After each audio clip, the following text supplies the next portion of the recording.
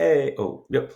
Hey, everybody. All right. So good to see everyone. Thank you. So last lesson we talked about what to do if a student was withdrawn. In this lesson, we're going to be talking about if a student is coming into the session and maybe is acting in a way that is like kind of disrupting the class. So we are not looking to do anything but ever support all of our students and put them in winning situations and like I said, best try to provide supports for them. So but we also understand that if a student is coming in and cursing at other people or talking over people constantly, like we want to make sure that we know what are some steps we can take to best put them in winning situations. So if a student comes in and is talking over everyone like right away, the simplest thing is you can come up and you can mute everyone. You click mute all. You can individually mute the student and just let everyone know, like when you mute everyone, just letting them know that you're just muting everyone so that you can kind of give what the agenda is, get everyone the structure, and outline kind of the way the program's going to go, but that we definitely want to be hearing student voices and that we're really excited to be talking more. So never mute someone and not tell them why you muted them, or else it comes off as like kind of passive aggressive. So just mute someone and be like, oh yeah, everyone's on mute right now, just as so we have one speaker so we can kind of get into our flow of things.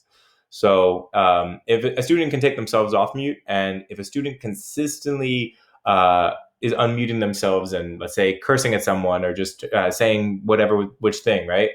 Um, you can invite them to a breakout room, but they might not join it. So what you can do in that moment is you can click more, you can come over here and you can click put in the waiting room. And what happens is the student that was just here is now in the waiting room. And what you can do is essentially right here, if you see my screen, it says that student is in the waiting room and that I can admit them. And what they see is they get this black screen saying that they're in a waiting room now. Okay. So what's nice about the waiting room is we're not kicking the student out of class, right? They're not like in Zoom. It's not like we're not going to bring them right back. So what you can do is while that student's in the waiting room, you can go over the agenda real quick with the rest of your students, get them set up in breakout rooms, and then you can bring that student back. So now, and in a sense, what that does is all the rest of the students are now in breakout rooms and they're ready to rock for the day. And then that student can come back. And now it's going to be just the two of you talking.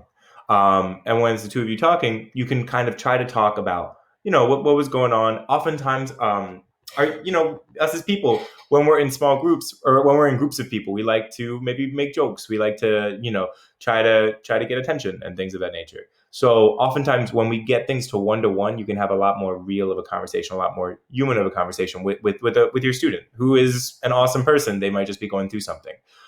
So once again, if a student comes in as being disrespectful to others or cursing at others or anything like that, you can put them in a waiting room while you get everyone else into their breakout rooms, and then you can bring them back.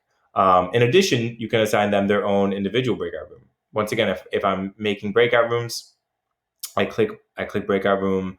I'll recreate. You can make however many breakout rooms you want. I like creating at least one extra.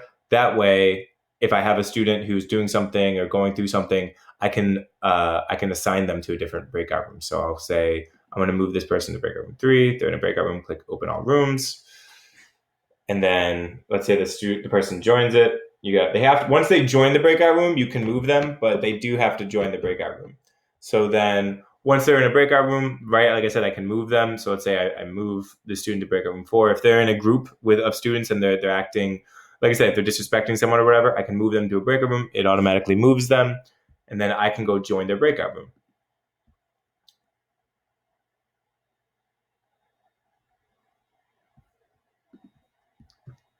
As I join that breakout room, which just, nope, whoops, phone fell over.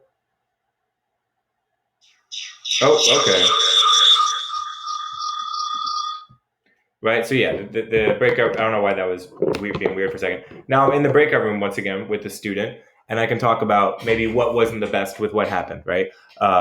One of our only rules with Beyond the Bars is to not discourage each other. Right, with our students. Right, we don't want our students calling each other's beats trash or bad or anything like that. Like we always want to be supportive of other students' music. So letting them know that that's like one of our only rules. Right, that we all respect each other and that we're all working to make this space a good space. So if a student is working to, like I said, possibly disrespect another student or in any way, you want to be pulling them aside. You want to be separating the people who are like maybe you are in a situation where it's tense.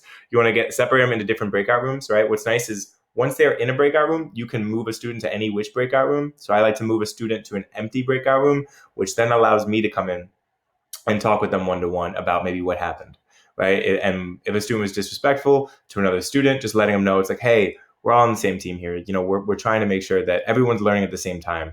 When it comes to making beats, like none of our beats sound the best right away. We want to be supporting each other, right? There's enough hatred out on the outside. We want to be making sure that this space is chill.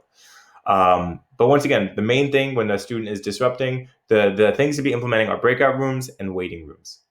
Breakout rooms is what we use those when students are already in small groups. We can use that to get students into individual rooms where, like I said, you separate the conflict that is happening, and then you get the students isolated and you're able to talk to them one-to-one and have a better real conversation.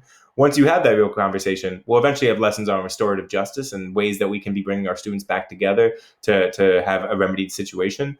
But for right now, just know, get students isolated into one-to-one situations, talk about what happened before, and then try to get situations de-escalated before you then bring students back. And maybe a student is in a place where they don't want to work with that student anymore right now. That's okay. We can work in separate breakout rooms. We can be learning those type of things.